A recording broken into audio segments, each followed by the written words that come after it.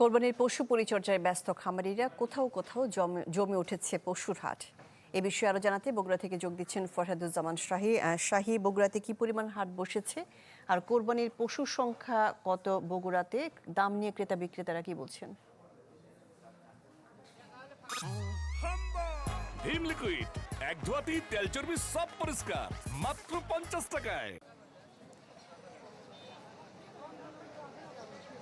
শাহনাজ, বগুড়াতে মোট 95টি হাট আছে। তার মধ্যে অন্যতম বড় যেটা হাট, উত্তরবঙ্গের মধ্যে সবচেয়ে বড় হাট মহাস্থান হাট, সেই হাটটা কিন্তু আজকে বুধবার, আজকে সেই হাট বসেছে। আমরা এই হাটে এসেছি এখন থেকে প্রায় ঘন্টা দুয়েক আগে। তখন থেকে আমরা দেখতে পাচ্ছি যে এখন প্রায় আড়াইটার কিছু বেশি, কিন্তু এরই মধ্যে হাট কিন্তু একেবারে ভরে গেছে পশুতে। বিশেষ করে আপনি জানেন যে বগুড়ার এই মহাস্থান হাটে কিন্তু দেশি সারের প্রচুর পরিমাণে আমদানি হয়।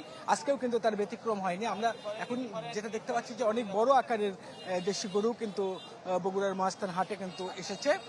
তবে আমরা যেটা এখন পর্যন্ত যেটা দেখছি যে সাধারণত 1 লাখ থেকে 1.5 লাখ টাকার মধ্যে যে পশুগুলো আছে সেই পশুগুলোর চাহিদাই কিন্তু আমরা বগুড়ার এই মহাস্থান হাটে বেশি দেখছি। তবে যারা বড় গরুর যারা নিয়ে এসেছেন তারা বলছেন যে এখন পর্যন্ত কিন্তু বড় গরুর সেই অর্থে কিন্তু দাম, এখন পর্যন্ত বড় গরুর দাম গ্রাহকরা কিন্তু করছেন না।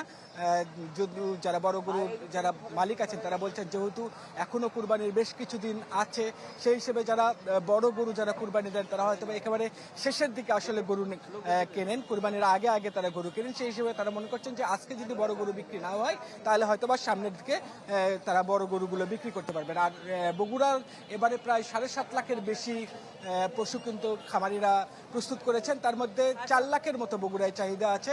বাদবাকি যে 3 লাখের বেশি পশু থাকবে সেগুলো কিন্তু ঢাকা সহ দেশের অন্যান্য জেলায় বিক্রি হবে। শাহনাজ। জি শাহী, আপনাকে ধন্যবাদ। কোরবানির পশুর হাটের খবরাখবর জানাচ্ছিলেন ফরহাদুজ্জামান শাহী, যুক্ত হয়েছিলেন বগুড়া থেকে।